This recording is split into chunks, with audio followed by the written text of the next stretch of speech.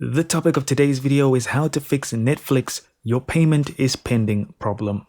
Now, this one may not be as overcomplicated as you might think. All we need to do is go to our card and remove it. Remove your card and then re-add it back onto Netflix. And that usually does the trick. Now, it could also be your bank and I would hope you've checked this, but that there is actually enough funds for the transaction in your account. Highly likely you checked that already. So yeah, remove the card, add it back, and everything should be all good. If you are using the Netflix app, I would recommend maybe clearing your cache as well. But again, removing the card does the trick.